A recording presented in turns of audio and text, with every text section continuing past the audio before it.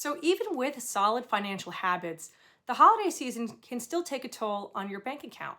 So in this video, I'm going to walk you through 3 tips that can help you minimize money stress and help you spend more time enjoying the holiday season. So the first tip is to kill 2 birds with 1 stone. And so, for example, if your parents are still together and married, get them one gift instead of getting them each an individual gift. And I learned this because growing up, I used to give my brother a gift and he would give me a gift. And then what happened was eventually he got married and I was giving him a gift and his sister, my sister-in-law a gift.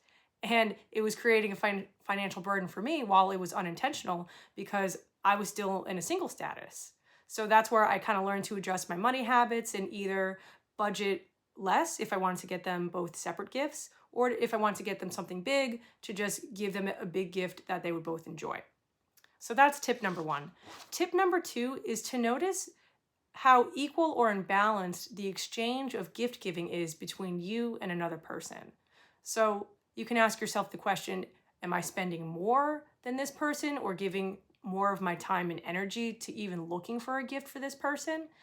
And you'll notice if that's true or not based on what they give you, if the gift is really not very thoughtful, was not very expensive. And if that's the case and you notice that this is with a family member where it's like you're going to give a gift every year to this person, you'll just want to adjust accordingly and either set a lower budget or perhaps just get a more neutral gift. And so the last tip, which is my favorite tip, is to give the gift that money can't buy.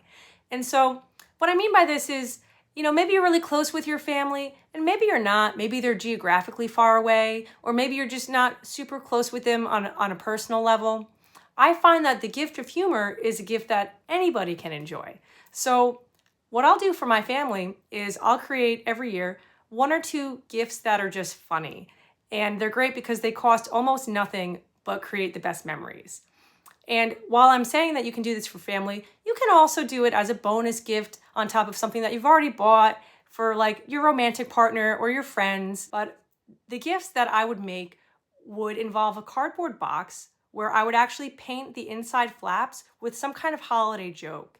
And depending on the joke, I would put maybe like a dog toy or a roll of toilet paper in the box, such as like, if you all know the famous line, "Merry Christmas, you filthy animal," I would put like a roll of toilet paper in there and it would be really funny, right?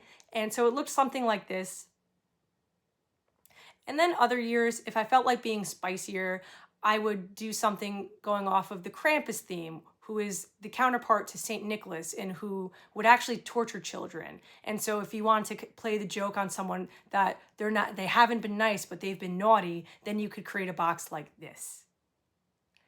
And then lastly, if you felt like being a little more sensitive and more loving, you can create a box that's empty and just write along the flaps something that makes sense where they know that they're gonna get a hug. And it's gonna look maybe something like this. And so like I said, I found that this is a really great way to connect with anybody, to connect with family, even if you're not super close and don't have a lot in common with them. And ultimately, these are the best gifts that you can give because the gifts that only you can give, the ones that you create, are the ones that money can't buy. So if you liked this video, give it a thumbs up. And if you'd like to continue your journey of acceptance with this channel, hit subscribe. Other than that, thank you so much for watching and have a great rest of your day.